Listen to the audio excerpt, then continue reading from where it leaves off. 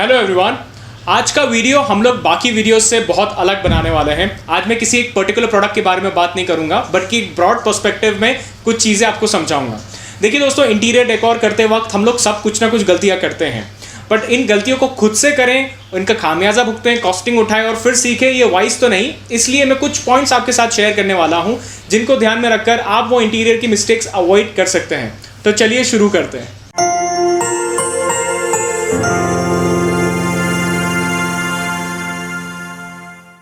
तो दोस्तों, सबसे इंपॉर्टेंट चीज़ जो इंटीरियर्स करते समय आती है वो है मेजरमेंट्स एकदम परफेक्ट रखें, चाहे वो किसी भी चीज़ का हो। आप आपके पास इंच टेप हमेशा रखें और जितना हो सके उस एरिया को बराबर इंचेस में नापें। ज़रूरी नहीं है कि आप मीटर्स में या फीट्स में चलें, जितना प्रिसाइज हो सके इंचेस में उसको नाप लें। चाहे वो आपका रूम हो, उस रूम की विंडो हो, वॉल्स हो, फ्लोर्स हो, जो भी आप चीज़ चेंज करना चाहते हैं, रेनोवेट करना चाहते हैं, तो इन चीज़ों का आप ध्यान रखें। क्योंकि जब आप दुकानदार के पास जाते हैं और उनको बोलते हैं कि मेरी खिड़की इतनी बड़ी है या मेरा रूम इतना बड़ा है या आपकी दीवार जितनी बड़ी मेरी दीवार है, वो बहुत वेग लगता है। दुकानदार भी नहीं समझ पाता कि इनको कैसे क्या प्रोडक्ट बताऊं या कैसे मेजर करूं। तो इन चीज़ों का बहुत ध्यान रखें कि मेजरमेंट्स हमारे प्रिसाइज हो और हमारे पास कहीं नोटेड हो। दोस्तों, हम इंटीरियर करते वक्त बजट तो बनाते ही हैं ऑब्वियसली, बट इसमें थोड़ा सा और स्पेसिफिक हो जाए। मेरे कहने का मतलब ये है कि लोग शुरू में तो बहुत सारा पैसा खर्च करते हैं, बहुत सारी अच्छी अच्छी चीज़ें लगा लेते हैं, बट एंड तक आते आते मैंने ये ऑब्जर्व किया है कि लोग एग्जॉस्ट हो जाते हैं, उनके पास बजट ही नहीं बचते हैं। और यही चीज़ें एक्चुअली दिखना है। जो चीज़ें आप लास्ट में लगाएंगे वही आपके घर की खूबसूरती बढ़ाएगी। तो उसके लिए थोड़ा स्पेसिफिक हो जाए, कुछ प्रायोरिटी पॉइंट्स नोट करें कि मुझे इस चीज़ के ऊपर तो कॉम्प्रोमाइज़ बिल्कुल भी नहीं करना है। फॉर एग्जाम्पल के तौर पर अगर मैं बताऊं तो सिक्योरिटी सिस्टम्स, मतलब ये बहुत ही इंपॉर्टेंट चीज़ है आपकी घर की सिक्योरिटी।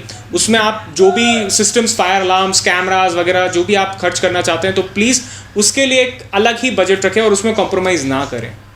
दोस्तों, नेक्स्ट पॉइंट है, जब भी हम लोग मार्केट में जाते हैं और जब हमारा घर बन रहा होता है, रेनोवेट हो रहा होता है, तो हमें बहुत सारी दुकानों पर बहुत सारी चीज़ें दिखती है जिससे हम अट्रैक्ट हो जाते हैं। किसी दिन कोई लाइटिंग देख ली, किसी दिन कोई आर्टिफैक्ट देख लिया, कुछ दिन किसी चीज़ को हम लोग फ्रेम्स देख ली।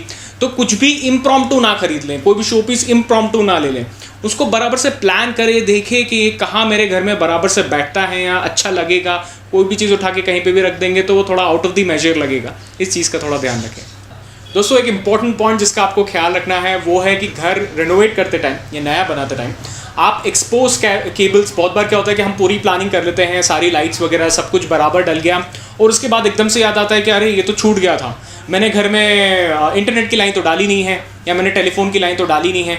फिर वो हम लोग अलग से लगाते हैं और वो खुले तार, एक्सपोज तार बहुत ख़राब लगते हैं, वो केबल्स बहुत ख़राब लगती हैं।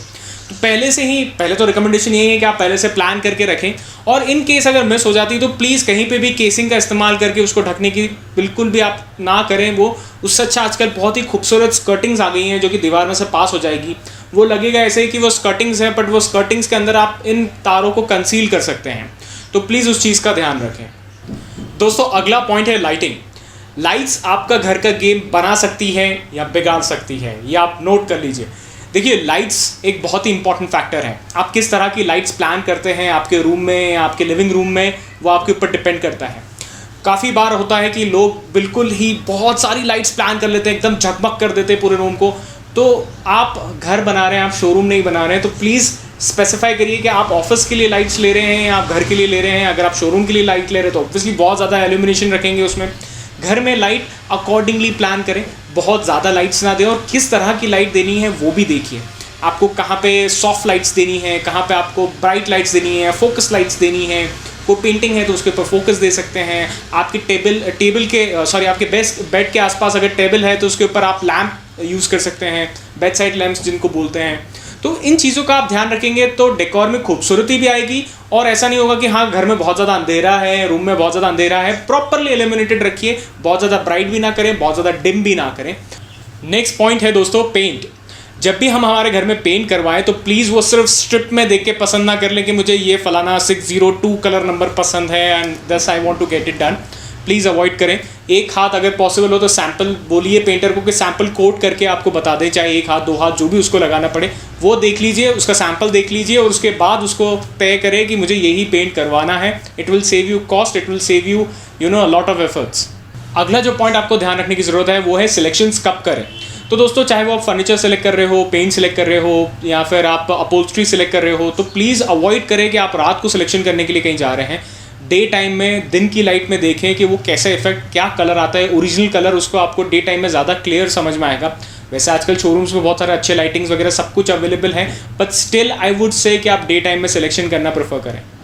नेक्स्ट पॉइंट है दोस्तों स्टोरेज।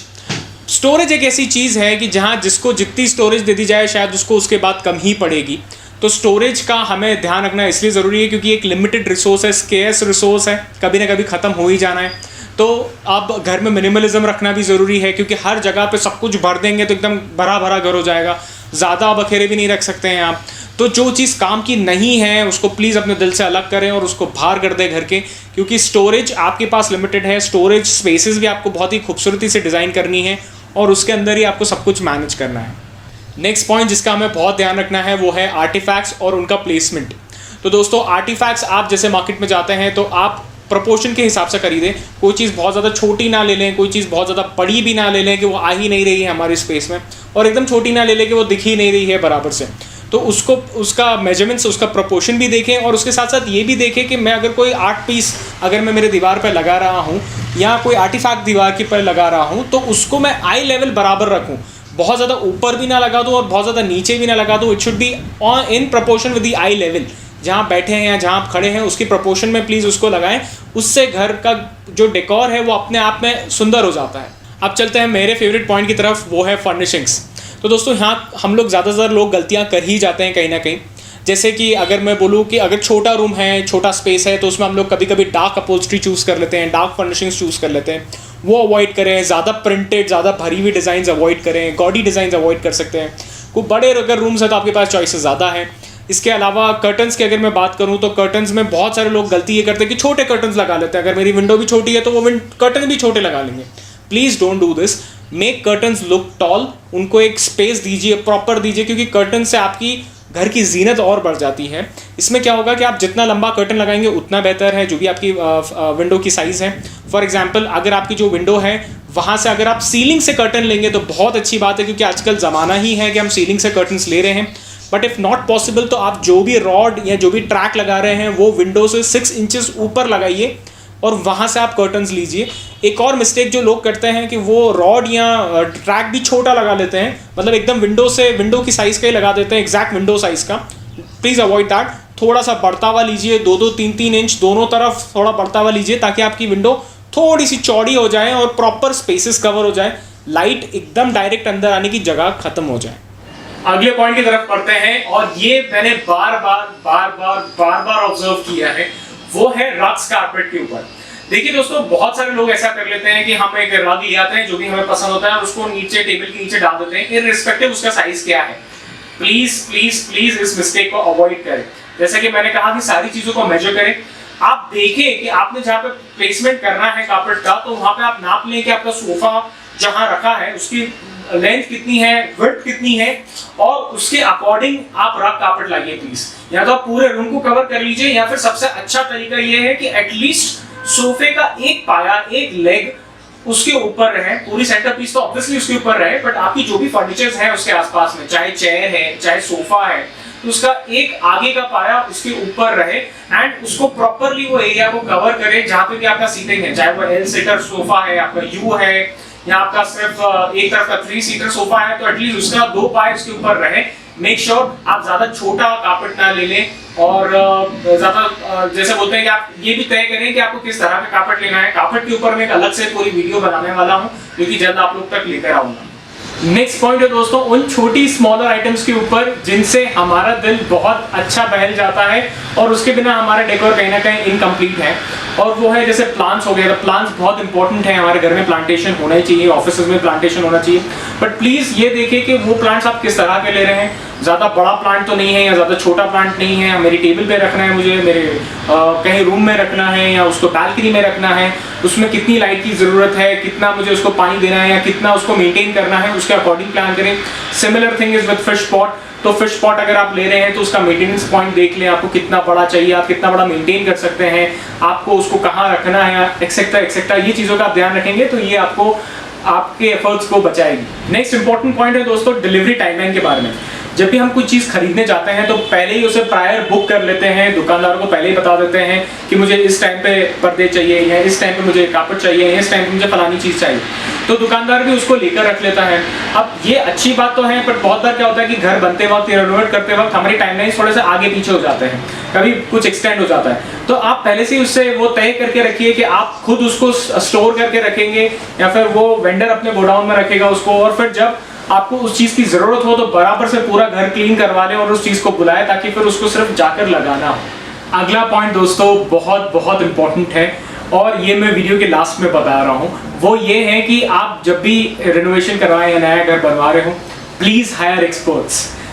एक्सपर्ट्स मतलब अगर आप इंटीरियर डिज़ाइन करवा रहे हो तो किसी इंटीरियर डेकोरेटर को या अच्छे इंटीरियर डिज़ाइनर को हायर करें, उनसे पूरी उनकी कंसल्टेंसी लें, अच्छे से उनका पूरा समझें आपकी क्या डिज़ाइन या उनकी क्या सोच है, क्योंकि उनको पता है मार्केट में क्या ट्रेंड चल रहा है। खुद से सारी चीज़ें ना करें, क्योंकि आप उस फील्ड में शायद एक्सपर्ट नहीं होंगे तो मिस्टेक करने की चांसेस बहुत हाई हैं।